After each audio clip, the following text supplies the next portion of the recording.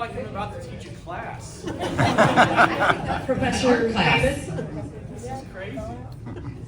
Hi. It's an art class. It's an art class, exactly. Ah. All right, guys. Well, welcome to the Terrifier panel. We have David Howard Thornton, our Emily McLean, little pale girl. Samantha Scapidi. Corinne Hayes. Yeah. All right. So, quick question: how is the Sci-Fi Horror Fest been for you guys?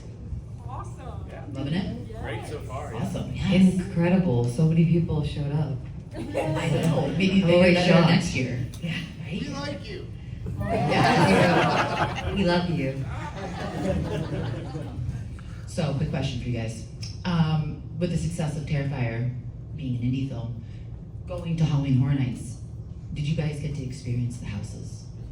Okay. And what was, how did it feel to see yourselves, like, in the house? I'll start here and then I'll give you this because you guys have been to more. Hallelujah. I've been talking all day as they give me stares. I only was at the LA one. I missed the Orlando one, but it was incredible and always just an honor that they would even include us, especially since we are very indie. We've never done Hollywood. We've never kind of gone into that. So the fact that we were recognized in that way and to see, you know, some of those actors they were incredible, and to see someone actually cosplay Vicky was a lot of respect to them because they couldn't see, and I'm pretty sure they were in a nasty. I know the one in Orlando was in the really nasty smelling room. Oh my God. So it was incredible. I was able to go to the Los Angeles and the Orlando one with David and with Sam. You were at the Los Angeles one, Yeah, right? Orlando. Yes.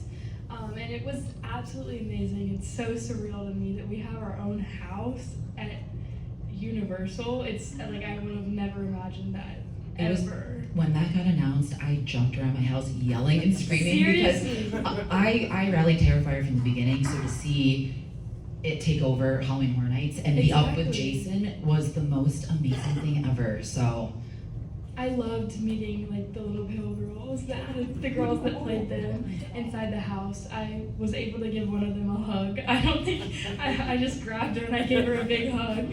She stayed in character, but I think she got a little excited. It was so Did awesome. she know who you were? Yes. No, she knew. Who is this random? proceeds to like kick her out. But yeah, it was so awesome, and clearly would have never expected that Terrifier would have been able to blow up and be in Universal like it was.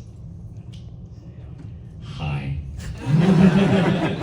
I had a blast. That was so cool. I mean, I never imagined that my face would be all over Universal Studios anyway, so that was like the most surreal thing for me in itself, especially since they had art like roaming around and just messing with people throughout the park, which I thought was a great idea. It's the first time they've ever had a licensed character do that too. Breaking the mold. Yeah, breaking the mold. I understand he was so popular they had to pull him off the ground because people were doing stuff to him all the time. Yeah. They flooded him when we went down. I saw Art in a cart because there Art was in a cart. He was like, Art in a cart. That cart! That's funny. Yeah, I love seeing all the videos people were posting too. I was like, these guys did me proud. I got to meet some of them last year in Los Angeles. A few weeks before they opened at Midsummer Screams, they came to me for some tips and tricks and stuff like that. So I was like, oh, I get to teach my own art class. And I saw you getting down with an art at the Yeah, that was section. awesome. Yes. That was awesome. Up there in the DJ booth, and that was a very surreal moment, I think, for us, where we. Because I was so focused on just having some fun that like I was watching him and they're like, get out here on the dance floor. I'm like, oh, okay, I'm gonna go out there and dance. And then he came down and started interacting with us, and I look around and I just see like a sea of cell phones out, just like, oh shit, we're about to break the internet, I think. You did. It was the most amazing thing to see. It was so good. The houses were fantastic. I know we won like best house at both parks, You which did. was amazing in itself because those houses there are fantastic. They do such a great job creating. And both houses were different houses. I was gonna ask if there was Yeah. two, like, because I know the wet path like flooded the first week. I know that they had to shut that down. Yeah, but they had it open when we went through, so Awesome. So you got I that guess they info. turned down the wetness of it somehow. Yes, we didn't get as bloody as I wanted. Yeah, So, yeah. It's a shame too because they were originally also going to release ponchos for people to wear, and they were going to be water reactive, so it was going to look like you had blood all over you. Yeah. Maybe this year the Terror Tram. 'Cause Yeah. You're going to Who Hollywood. knows? Who knows? I mean, I know that was just because of the tariffs last year. They just couldn't afford it. You know, tariffs and stuff. So, Yeah. but maybe this year. Yeah. But I'm so excited about the Terror Tram this year. That's gonna be amazing. That was one of the coolest announcements to see. That's gonna be awesome, especially Yes. with the Killer Clowns too. I'm like, that's a great team I didn't out want to miss there. this year because it looks like a good Yeah. year. So I'm very excited. I have no idea what's gonna go on doing that. So that's gonna be fun for us to go through and just experience for ourselves. So I'm like, yay. Did you like any other houses when you guys were at Halloween Horror Nights? Like any of the originals or? Oh yeah, I mean, I really I can't remember. It's the one in Orlando. Is the Spanish house. It was- El Artista. that thing was amazing. The doll house was really cool too. I felt like I was like Honey I Shrunk the Kids. It was Yes. fun. Do you have one? I like the Five Nights at Freddy's one too. I thought that was The really cool. animatronics It scared. was just awesome. Yeah, I really loved that one, but they were all good. But I watched them through my hands, so I didn't get the full experience. I was so scared. We had a tour guide that was helping us, and she was leading us through the houses, and I had her warn me right before the jump scares. So basically the whole time she was just watch out when you turn this corner right here. But she knew the whole layout of everything, so she would tell me right before anything was about to happen. That's nice because they go pretty hard at HHN. Oh, I say I'm easy to scare too. It's sad. My fiance scares me all the time at house. It's she scared me recently with the animatronic of myself coming out of the bathroom, and it's Jesus, I scream. So I'm a puncher too when I get scared. Yeah, so I'm I have to go through and hold onto her shoulders the whole entire time so I don't punch one of these poor scare actors. And the funny thing was when we went to the Terrifier house, the one person that scared me was Sienna. No, she got me good. Yeah, I was that. paying attention to Art putting salt all over Allie. I'm oh, this is great. And Sienna just jumps out. I'm ah! Fuck you, Sienna. And Lauren was right with me, so she starts laughing her ass off. Of course it's going to be Sienna, the one that scares me in the house. Not Art, but Sienna, so yeah. She got me good at the end because that was when she came out with the head. Oh yeah, I was it was good. yes. It was good. They got me. They got me good. Great scenes for them. Yes. Yeah. I'll go back. So bad. Did anyone have a question though? Because we're gonna go back and forth. That the gentleman in the back. Yes, this is a question for Davis.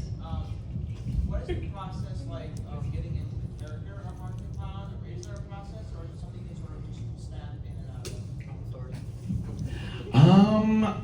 Well, I think all my co-stars are very happy that I don't do the Jared Leto method acting bullcrap. So no, I'm not mailing fetal pigs and stuff like that to people or anything like that. I just do my homework, and now since I've done 3 films, I know where the character lives, so I don't have to do any of that prep work, I guess, that some people have to do to make themselves feel better as an actor. So I just show up, do my thing. I just read through the script a few times, get a few ideas in my head, and I just go in there and play. I'm usually just what are we doing? Okay. And they're go stab out. Okay. And then I just go, I put on the angry eyes, and then they say cut, and I'm just usually just over someone going, oh my God, are you okay? I'm sorry, did I hurt you? Yeah. That kind of leads into my next question. So obviously, over the course of your 3 films, we've gotten so much character development of Art. Is there a particular kill or scene that you are really proud of performing? I really loved killing Santa Claus. My favorite! That was just fun. And plus it's Danny Roebuck, who I've seen in so many movies and television shows my whole entire life. So that whole entire scene is my favorite scene I've filmed so far, because I did a scene with Bradley Stryker and Danny and Clint Howard, and I've watched these men forever, so being able just to play with these guys for a few days on set was just pure joy. And I we were actually going to take that kill a little bit further, but we literally ran out of time, and then because I'm turning him into a snowman, and we were supposed to also have me light some coal on fire, and I was going to juggle around like, oh, hot, hot, hot, hot, hot, and shove it into his eyeballs. And we just literally ran out of time. That was our last day, and so we got the carrot in the nose. We got that at least. So I was like, yay! But no, I wish we could have gotten that part in there. But oh well. Flashback in T4. Yeah. Flashback. I have another question. I have a question for you, actually. So, there's a scene in Terrifier 3, and I brought it up to you yesterday, and you had a piece of it on your table. I kind of got a little scared of it. It's a scene that I have a tough time watching. Was it hard for you to do that? I'm that person who sells that at my table. I never thought a decade ago I'd be doing that, and I am doing that with pride. So Damien had written that in the script. It wasn't like on the day, like, oh, I've got this idea. And he said, just so you know, read it, let me know what you think, let me know if you have any questions. And I said, all I need to know is, like, do you see anything? And he said, no. And I said, great, let's go. Because I'm very much like Damien, where's the line? Let's go further. Like, let me test my own comfort zone. So I went to set thinking, this is going to be easy, whatever. She's probably going to do something like, something gross, something fun. And Damien's like, no, I want it to be super realistic. I was like, great, I've got to simulate that in front of 30 men, mostly, and some women. It's pitch black, late at night, and I had forgotten that when you call action, everything goes dead silent. So we're in the attic. David is my eyeline. And you would think he'd be like cheering me on to like keep it light, like make a joke. No, he like was like staring at me, and then realized, oh no, this is disgusting, and he just like turned into like disgust, which just like made me just crawl in my skin even more. I was so traumatized, but I had just seen Poor Things with Emma Stone, and she's incredible in it, but she's in all these like scenes where she's, you see everything, and I'm like, shit, literally this sounds gross, but I was in the middle of it. I'm thinking, if Emma Stone can do this, I can do this. So I was like, here we go. So that's how it went. David has his own version of probably watching that. It was weird because like Sam's like a sister to me now, so I'm just like I can't. No. I'm gonna look to the left now. And this is very awkward. You're actually being very kind because he was laying down like this because he was where Johnny was supposed to be, but he was busy getting his prosthetics on. So you're being very kind, but then you didn't realize, I think, how intense that was going to be. Damien told me like a couple months ago, he's like, yeah, I was so uncomfortable, I almost left set. And I was like, well, thank you for writing that. It just kept going. Oh yeah, it did. Because It was like, oh my god, how much footage do you need, Damien? And she's right, it was so quiet in there, and he's just like, and more intense. We're like, I mean, there's kids in this room, so I'm not gonna get further, but it was like, put your hands up and then down, and I'm like, oh my god, I hate myself. Do the hokey pokey and you turn yourself around. That's not what it's all about. Right foot. All right, we're gonna open it up for the audience for one question. Go right ahead. What was your most gruesomest kill? Oh, I would say that would be the bedroom scene in part 2. That was one that it wasn't even going to be that gross and over the top. It was because of COVID. Because we were here in Canajoharie filming right when we went to lockdown, and we filmed just the very beginning of that scene when I just started to cut into her, and then they're like, oh, we're closing the whole state down. And so we were, shut off from filming for several months, and Damien's like, I don't want to just waste my time just like, I gotta do something during this time. So it's like, I'm gonna go back to the drawing board and revamp that kill scene and the opening kill scene with the coroner and just go as far as we can. It's like, we just need to batter the fences. I have the time now where I can build the prosthetics and everything. So we're just gonna go crazy with it. So he just added so much more nasty craziness to that scene. And it was inspired by the very first crime scene photo ever taken of Mary Kelly, who was Jack the Ripper's victim. And if you look, she's basically posed in the same way she is in that crime scene photo on the bed. And and basically what he wanted to do is deconstruct that crime scene. It's like, how did this person get to this point? And he said, let's do this. And he went for it. That was crazy. I was like, let's just swing for the fences. And it was fun because like we would show that scene to a few people to see, because we wanted to gauge how, and people were like, oh my god, oh my god. It's like, you're gonna break everybody. I'm like, good, that's what we're going for. Yeah. Sorry if you saw that. How old are you? I think I was more disgusted than he was. Yeah. It's like, this is cool. That is not cool. Yeah, no. Don't do this at home, kids.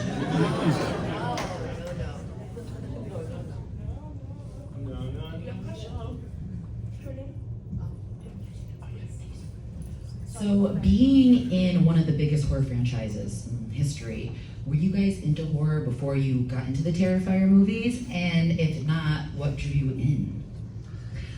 No. I love horror now. I always say this to everyone. I watched horror, I did see The Exorcist, well, half of it. I couldn't get through it when I was younger. Accidentally stumbled upon it on TV when I was 7, should have never seen it. I'm a scaredy cat. My mom, we grew up Catholic, so we didn't even have like the dirt devil vacuum in the house. She tried and then tossed it out. And then we weren't like that super religious, but like she's like, I just can't, I know it's there. So I'm definitely now afraid of everything. I can't even go in the ocean because of Jaws. But it's terrible. There's so many things I miss out in life because of my anxiety and my neuroses. But I love it now. I love it because of Terrifier, but not necessarily making the films, meeting everyone, and Damien and David, and especially like Damien being such a lover of horror, he's definitely kind of put that on me. But I think mostly through the fans and meeting everyone and asking them, like, why do you like these films? Like, they're so violent. And then they share openly and honestly the reasons why they do. And then that led me to like reading everything I could about horror and the genre, and the simplicity of everyone just kind of coming and having an experience and being afraid or not afraid or whatever. And then just like the deeper layers of horror and how powerful the genre is, and how it's, I think, the most powerful genre ever, but especially now, it's the only one that really feels like it's taking risks. So I am now like a convert. I refer to it as a conversion, which is a book. I read a book, I think it's Men, Women, and Chainsaws, and she refers to her foray into horror as a conversion. So that's now what I call mine, a conversion into horror. So. Well, we're happy I you're here. it. I'm here and I'm not leaving.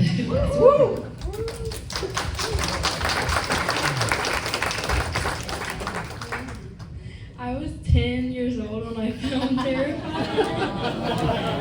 And I went into it blindly. I hadn't seen any horror movie. I didn't even watch the first Terrifier before I went into it.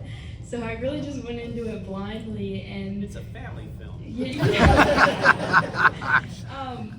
my parents watched it before we went to film, and they didn't really tell me much about it. It's probably because it was so bad, But yeah, I had not seen any horror. I just stumbled across the audition online on an acting website, and I just submitted myself because I was a child actor. I just wanted experience, and I was submitting myself for anything possible, like all the way from horror to like I'm in a soap opera. So literally, I just wanted experience. So that was kind of how I got that role. But now I do like horror. I was late to the game. My mom was terrified of horror movies. She thought The Fall of the House of Usher with Vincent Price was the scariest movie she had ever seen. And yeah, if you've seen it, it's not scary. It's really not. It's a good movie, but it's not that scary compared to today's standards. So we didn't really watch horror movies in my house, and it was not until like my senior year of high school when Scream 2 came out, and I was doing a production of The Christmas Carol. And our cast wanted to go see the movie, and there was a girl in the cast I had a crush on at the time, and she's like, hey, you want to go? I'm like, well, I can't chicken out from this girl right now. So I'm like, yeah, sure, I'll go. This is going to be awesome. And I was like terrified going in, like, oh God, I've made a mistake. And then the movie starts, and I'm sitting there laughing my head off the whole entire time and having fun. I'm like, oh wow, I love this. This is fantastic. So that next year, when I went to college, and because I'm from Alabama originally, my roommate came from a very strict Southern Baptist family, and so they were like the Flanders. They were just like the most. I mean, my fiance met them, and she's like, yeah, they're very just. Oh gosh, G. Willikers. Oh hi. And so they didn't watch horror movies either. So he and I would rent stacks of videotapes every single weekend and go through a whole entire series. So like one weekend it'll be Texas Chainsaw Massacre, next week it'll be Nightmare on Elm Street, and that's how I caught up on everything. And I was like, this is awesome. This is fun. This is a lot of fun. I love slashers especially. But I never imagined I would be in one. I figured if I was ever going to be in one, I would be like the Randy character that the smart ass that gets killed off halfway through or something like that. So never imagined I'd be the villain. So I'm like, this is fun. I was always a comedy guy. I did musical theater and voiceover work for children's shows, and this fell in my lap and changed everything for me. So now I'm on this trajectory. So I'm like, okay, we'll see where it goes next. So I guess rom-com's next. I don't know. Terrifier 3 is actually the movie that got me into horror. I didn't know horror could be funny, so I want to give you guys a round of applause. Let's give them some applause for that. We're getting people included who might not have been in the horror community, so congratulations. And I wanted to ask you all, I know you probably get asked this a lot, what's the grossest thing that's happened on set? It's the rat scene. That rat scene was gross. It was actually going to be even worse in the script. Damien had written that we had to cut out like half of that scene of the whole finale because it was about 13 pages we cut, you would say. Sam's having like flashbacks over here. But I was like, thinking about my grossest experience. Yeah. That was a very long scene. Now I'm back to the conversation. Yeah. We did a horrible thing. The stuff that we're going to do to Gabby in that scene was even worse than what you saw. So it got dark.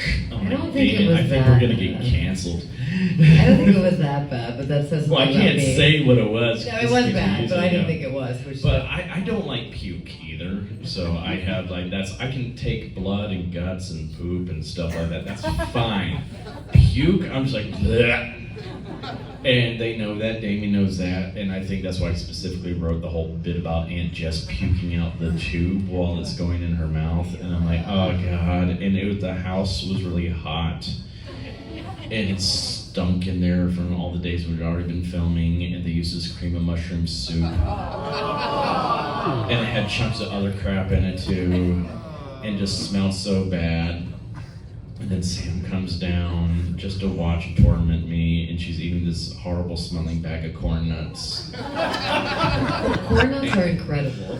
Like, Not when you're filming the puke scene. And she's just breathing in my face, like, what's wrong? Hi. Oh my god. And I'm like, Dave, can I have like my stunt double or someone just fill in and be my arm so I don't have to hold it? I don't want to be here. I don't want to be here right now. You're gonna like. And he's like, no, man, you gotta be here because your face is in the shot. So your face is totally. My face is not in the damn shot. They all had their cameras out waiting for me to puke. He's like, we're gonna put this on TMZ. It's gonna break everything. The scene that broke out the clown. And then my makeup artist is on the side, and she's like, don't you dare. I just we only have one more mask. That's all we get. We only have one mask for the day, and I'm not cleaning you up. Don't you dare. And I'm so So I suffered through. I was proud of myself. That was the grossest scene for me. I don't like it. Do not like people. we love pranking each other. And we are definitely a set, I think, that we like to have a lot of fun and tease each other. So especially when we found out his weakness. So if anyone has corn nuts, come visit. I had someone pour corn nuts on my table one time. Just go, ha ha. I was like, oh. That was actually like recent too. Yeah. They came over to me first and like, guess what we have for David? I was like, go. No.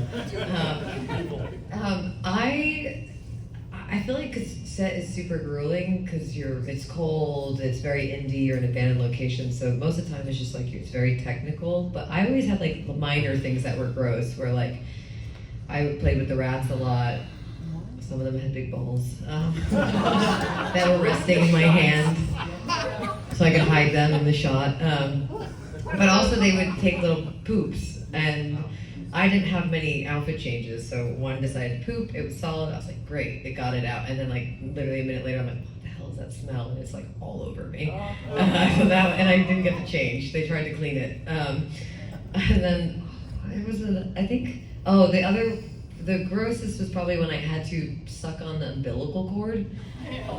Yeah, I didn't get an option of Nutella. I feel like Lauren got the option, she said no, so at least she had the option. They were just like, eat some stale mashed like banana mixed with fake concoction of blood that I probably shouldn't have been sucking on. And yeah, that was probably the grossest because I had no idea what I was eating. That made me want to vomit, even though there was no vomit involved. That's how we got Cyclospora. That's probably how I got sick. I think the grossest thing for me was the fact that the possum scene, it was a real taxidermy possum. And I didn't realize that until after we filmed it, because I was like hugging on it. I had my hand right up inside. Right! My mom knew, but she just decided not to tell me.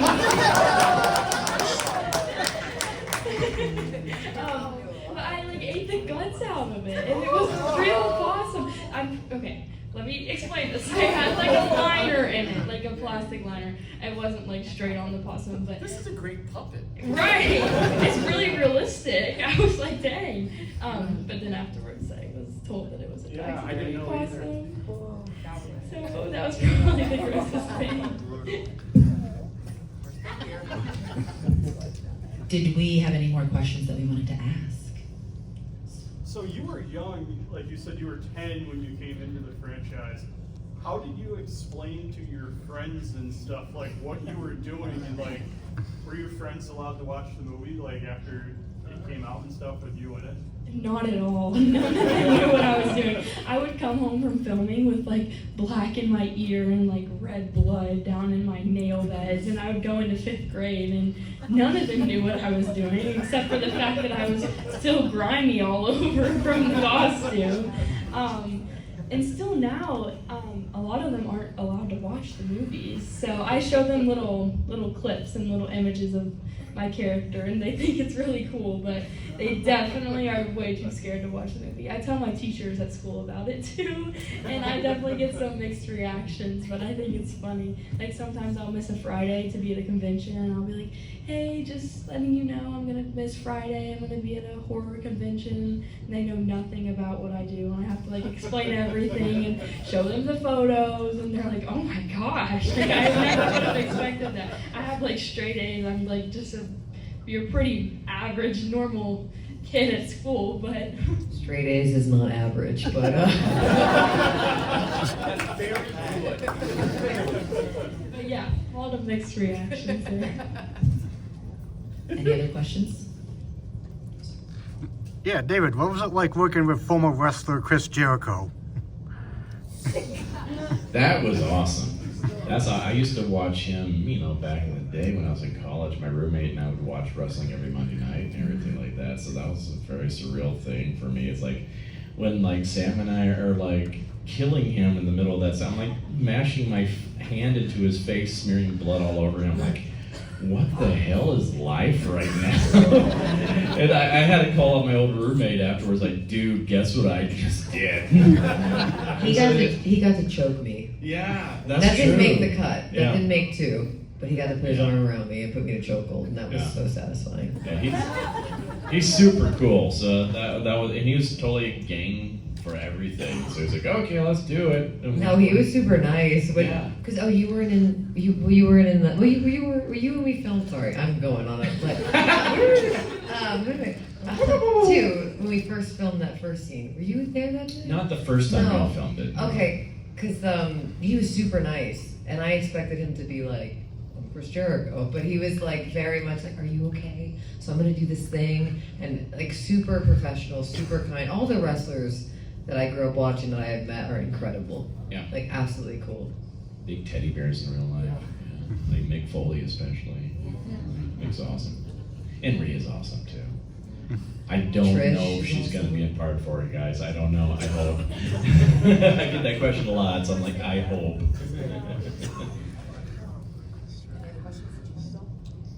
What was your least favorite kill? Probably Aunt Jess. Yeah, I thought that was just so disgusting. That's a horrible, but it's a very gruesome kill. I think that's a very gruesome kill. But it's not like when I say least favorite. There's not a single kill I dislike.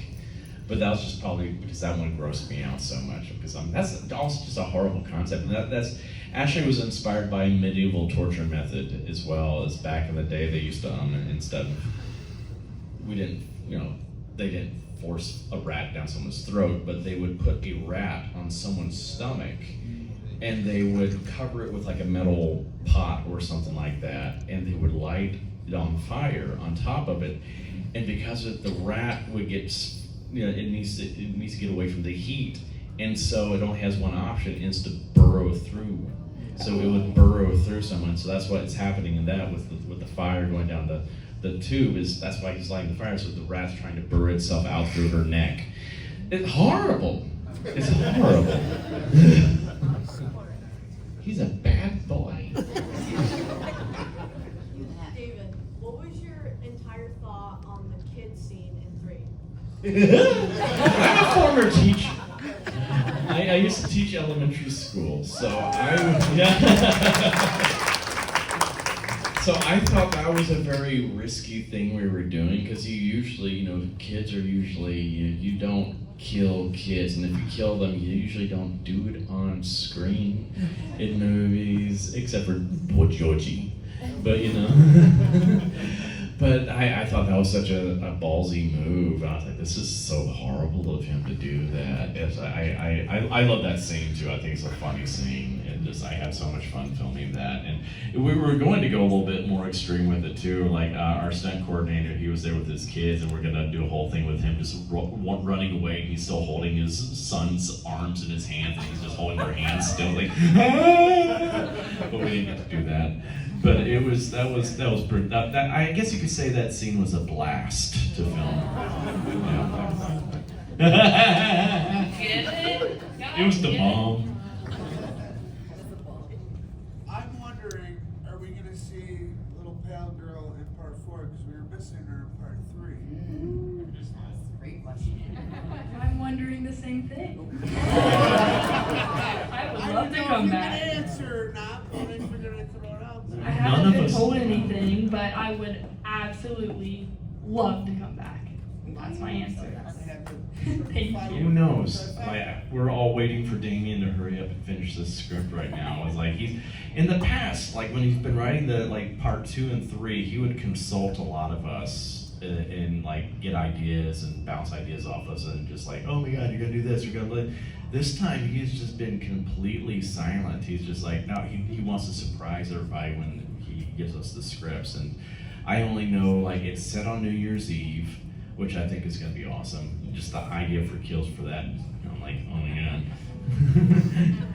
And I know we're going to explore Art's origin at the beginning of the movie. So that's all I know so far. So I'm as excited as you guys, because I've waited for like over 3 years to find out what happens next. So I'm very stoked. So do you guys have any say? Like, I know you said he consulted you in your other films. What about Art's origin story? Has he talked to you about that?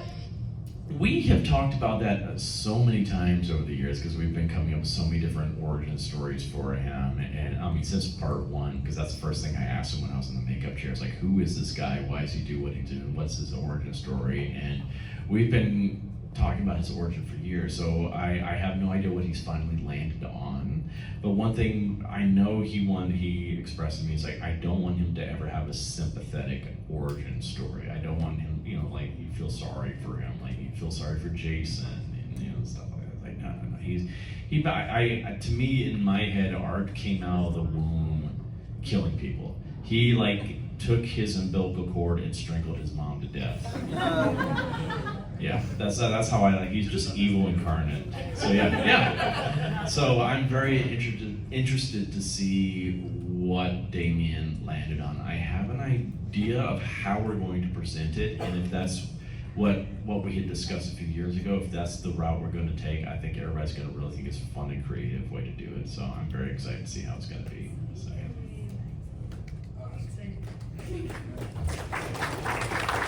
Clap, clap, clap.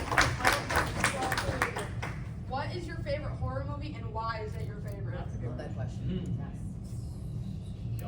No, sir. I have so many.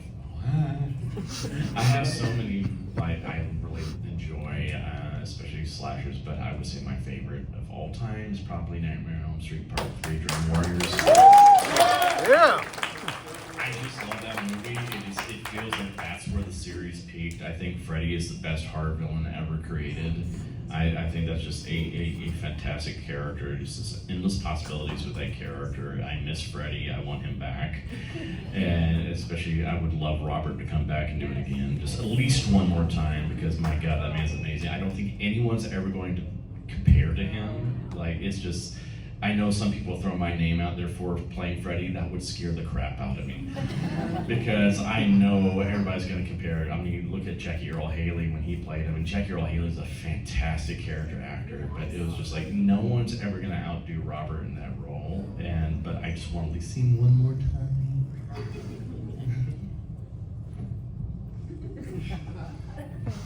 So, I've only seen a few horror movies. I did watch It. I watched it at a sleepover with my friend. We were like in her... Which version? I don't know. The one or the old one? I think the new one. But we were in her basement and I was like so scared. And I had to turn it off halfway through. But I liked it. I liked it. I like it. I've seen, I think it's called Insidious. Yes. Yeah. I liked that. And obviously the Terrifier movies. Terrifier 2, specifically. Okay, question. Is Silence of the Lambs technically a horror? Yes. Okay, then that is my favorite horror film of all time. I think that, I mean, that's hard, because there's so many amazing horror films. It's not my favorite horror film of all time, but it's up there.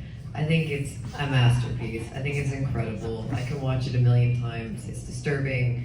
The acting is incredible. The storytelling is incredible. I feel like very rarely in films nowadays are you like respected along the way, where things are happening and you're discovering them, and they're not just like, oh, okay, then this is the person. Like, you're like discovering it as the person's discovering it, and you're along the journey. And Anthony Hopkins is incredible at anything he does, but every moment in that film is just absolutely incredible. It's so disturbing. So that's mine for now. We only have a couple minutes left, so does anyone else have any questions? Right there. Was the heart as juicy as it looked in the film? No, that was like a fake rubber heart. We had to do so many takes with that thing too, because it had so many pipes in it, and so I had to have my hand at just the right angles so you wouldn't see all the pipes that were spraying all the blood out. And it was so cold in there too, and I just kept on getting doused with blood over, and I'm like, we gotta do it again, like, son of a. But no, I didn't actually bite into it. I just acting made it look like I was biting into it. Thank you. Acting. Take that, Leto. Alright, we have one more. What was it like being approached for Dead by Daylight? Because Art the Clown's been someone who's been asked for ever since Terrifier shot him up. So the moment you walked on stage, I know it meant immediately, so I was with all my friends. We were freaking out when you appeared on stage. When we heard the horn, we were all like jumping around. Yay! That was awesome. I'm a big gamer myself, though I suck at multiplayer games. So I've never actually played Dead by Daylight. I've watched so many other people play it because I would just get my butt handed to me by teenagers, and my ego just can't take that. My fiance kicks butt at those games. So she plays me in Fortnite all the time and kicks so much butt, so she does me proud. But I'm very excited. I know the fans have been calling for Art to be in that game for many years, and I've known for about 2 years or so that he was going to be in there. So it's just been a hard secret to keep. But it makes me so happy. I was ecstatic when they announced that that I was able to announce it. And that was really fun to go up there to Canada to do that little guest appearance. I was like, this is gonna be cool. I didn't know what I was gonna do. And they're like, okay, the lights are gonna go out and you're just gonna go on stage. I'm like, okay. And I thought maybe someone was gonna come up and do something with me on stage. I had no idea. And I'm just out there and I'm like, okay. And no one's telling me to get off stage. So I'm like, okay, I'm gonna start dancing. And but it was wild because there's like 3,000 people in that audience. So I was like, holy crap. This is because I'm being a gamer. I've always wanted to go to like some kind of conference like that. So I'm like, this is so cool being a part of something like that. So I was very excited about that. I'm looking forward to see what his powers are going to be in the game, and I'm looking forward to seeing all the videos of people killing people's heart in the game. But I'm also still holding out my dream is to be a DLC one of these days for Mortal Kombat. Yes, finish you. Toasty. It's like, come on, you could bring out the flamethrower for that, and like, there's so many things they could do. And I would hope if they ever did Art in Mortal Kombat that they would take that as a personal challenge to do the most over-the-top fatality ever made, and I would just be, yes! Because I've been playing Mortal Kombat since the very first one when I had to sneak over to my friend's house because it had blood in it and I couldn't play it at home. And we would rent Sega Genesis version so we could play with the blood, and I was like, yes! So, I digress. We gotta make some calls about that. So Yes! everyone, we're gonna start a GoFundMe and get everything involved. On that boom! But thank you guys so much on behalf of all the fans, because Jordana and I are huge fans, and of course everyone here is. Thank you guys for taking the time out of your busy day.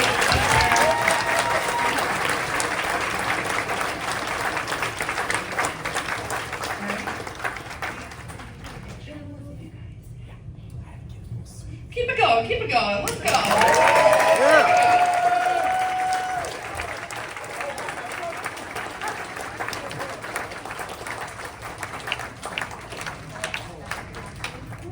I can take a picture if you want.